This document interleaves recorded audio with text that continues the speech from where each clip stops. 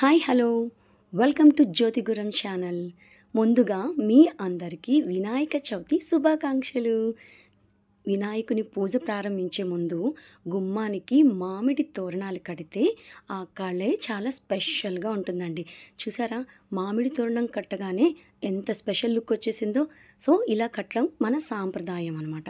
అందుకనే చక్కగా మామిడి తోరణాలు, అరటి కొమ్మలు ఇవన్నీ కూడా డెకరేట్ చేసాము. దేవుడి గదికి కూడా సింపుల్గా అలా రెండు వైపులా అరటి కొమ్మల్ని కూడా డెకరేట్ చేయడం జరిగిందనమాట.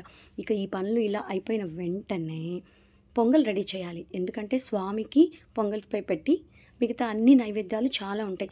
మామూలు పండగలకి ఒకటో రెండో ఉంటాయండి నైవేద్యాలు. కానీ మీ అందరికీ తెలిసిందే కదా, గణపతికి సంబంధించి పూజ అంటే ఖచ్చితంగా అసలే ఆయన భోజన ప్రియుడు కదా. ఆయనకి చాలా చాలా రుచికరమైన పదార్థాలు చేసి పెడితే చాలా ఇష్టపడతారు కదా.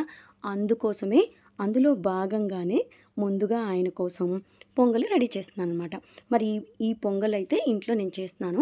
మిగిలిన నైవేద్యాలు అయితే ఫస్ట్ టైం మేము మా వినకొండలో వినాయక చవితి పండుగ సందర్భంగా కాంబో ప్యాక్ అని అమ్మ టిఫిన్ సెంటర్ వాళ్ళు ఏర్పాటు చేశారు.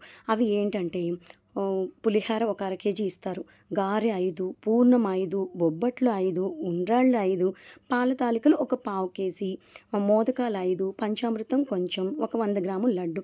ఇవన్నీ కలిపిన కాంబో ప్యాక్ని 499 రూపాయలకు ఏర్పాటు చేశారన్నమాట. సో ఈరోజు నైట్ ఎలాగో మేము తిరుపతి బయలుదేరుతున్నాము. ఇక ఇంట్లో ఇన్ని వెరైటీస్ చేసుకొని మళ్ళీ అవంతా క్లీనింగ్ లేట్ అవుతుంది కదా. అందుకోసం ఫస్ట్ టైం నేనైతే వినాయకుని పండగ రోజు బయట నుంచి నైవేద్యాలు తెప్పించడం జరిగింది. సో ఇవన్నీ వాళ్ళు ఇచ్చారు. ఇక ఇంట్లో మనం చక్కగా అన్నం వండేసానండి. అన్నం వండేసాను, కొంచెం దద్దోజనం, కొంచెం చక్కెర పొంగలి, కొంచెం వైట్ రైస్ ఉంచాను. తర్వాత పొంగల్ ఎలాగో చేసి పెట్టేశాను. ఈ విధంగా నేను ఇంట్లో నైవేద్యాలు పానకము, వడపప్పు, అలాగే ఉండ్రాళ్ళు తయారు చేసి పెట్టేశాను. ఇంకా కొబ్బరికాయ ఎలాగో ఉంటుంది, పండ్లు కూడా నైవేద్యం ఉంటుంది. ఇవన్నీ అనమాట మొత్తం కలిపి ఆ బొజ్జు గణపైకి ఇష్టపూర్వకంగా అన్నీ నేను పెట్టానని అనుకున్నాను. సంతృప్తిగా స్వామికి అన్నీ ఆరగించే విధంగానే నైవేద్యాలు సిద్ధం చేశాను. ఇక పూజ ప్రారంభించుకున్నాము, ప్రార్థన చేసుకున్నాము, అష్టోత్తరం చేసుకున్నాము, మంచిగా స్వామికి పత్రి వడ్డించుకున్నాము. కుటుంబ సభ్యులం అందరం కలిసి పూజ చేసుకున్నాం. మీరు కూడా గణపతికి పూజ చేసుకున్నారా? నా వీడియో ఎలా ఉంది, నచ్చిందా? అయితే కామెంట్ చేయండి. ప్రతి సంవత్సరం ఇలాగే గణపతి పూజ చేసుకుంటాం. మీ అందరూ ఆయుర ఆరోగ్యాలతో బాగుండాలని కోరుకుంటున్నాను. ఈ వీడియో చూసిన వాళ్ళందరికీ ఆల్ ద బెస్ట్ అండి. Thank you so much.